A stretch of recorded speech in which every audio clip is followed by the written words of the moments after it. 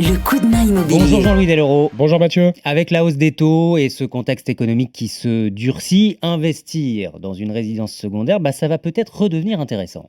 Oui, parce que le marché de la résidence secondaire, c'est un petit peu comme le canari dans une mine qui servait à prévenir du danger.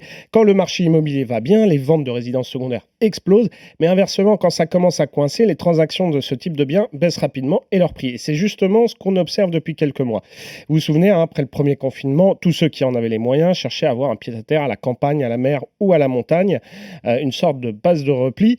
Mais là, le contexte a changé sur les 6 premiers mois de l'année. Les ventes de résidences secondaires sont en baisse de plus de 6% au sein du réseau Century 21. Et chez Orpi, c'est le même son de cloche, comme l'explique Guillaume Martineau, président de ce réseau d'agences immobilières. On constate depuis cette année une baisse de 11% des volumes de transactions par rapport à l'année dernière. Un peu moins de recherche, certainement lié aux conditions d'accès au crédit ou le taux d'usure, mais on constate aussi qu'il y a tout de même sur les résidences secondaires un peu plus aisées, une recherche qui continue parce que les cadres, en tout cas des gens qui ont un petit peu plus de moyens, peuvent télétravailler, envisager aussi ça comme un lieu de report du bureau. Donc le marché tient encore grâce aux ménages aisés, mais ça tangue. Alors justement, est-ce qu'on sait qui aujourd'hui détient les maisons secondaires en France et où elles se trouvent ? Alors il faut savoir que c'est une vraie spécificité française. Il y a peu de pays dans le monde où les gens ont autant de résidences secondaires.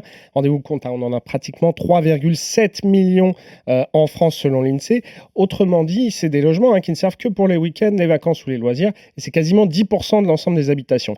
Et il y a une vraie différence entre générations. Toujours selon l'INSEE, les 2/3 des résidences secondaires sont détenues par des ménages de 60 ans et plus. Et ce sont des retraités qui habitent généralement à l'année dans les grandes métropoles, dans le Grand Paris, à Aix-Marseille, à Lyon, à Toulouse, à Bordeaux, Nantes, Lille, Nice ou encore Rennes.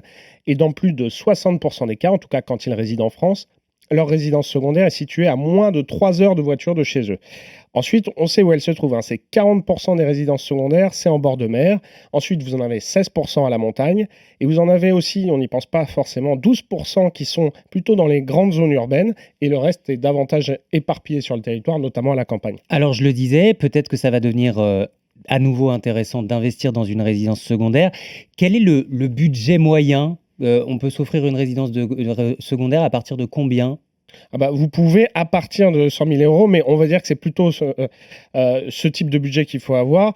Mais vous pouvez trouver tout à fait des résidences secondaires à moins de 100 000 euros, même à 50 000 euros, un peu partout en France, comme nous l'explique Guillaume Martineau, le patron d'Orpi France. Eh bien, on a de bonnes surprises. Alors, on parle de maisonnettes, de petites maisons, mais en tout cas, du côté du Havre, on a des maisons de 60 mètres carrés pour 55 000 euros. Près de Pont-l'Évêque, on peut trouver des maisons de 70 mètres carrés pour 90 000 euros.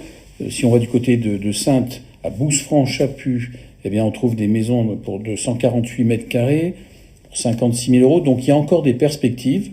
Des petites maisons, pied-à-terre, vraiment, quand on revient à l'essence même de la résidence secondaire, eh bien, on peut encore sur l'Hexagone trouver des endroits sympas pour pouvoir avoir un pied-à-terre. Donc, il ne vous reste plus qu'à mettre des sous de côté et souvent à prévoir des travaux.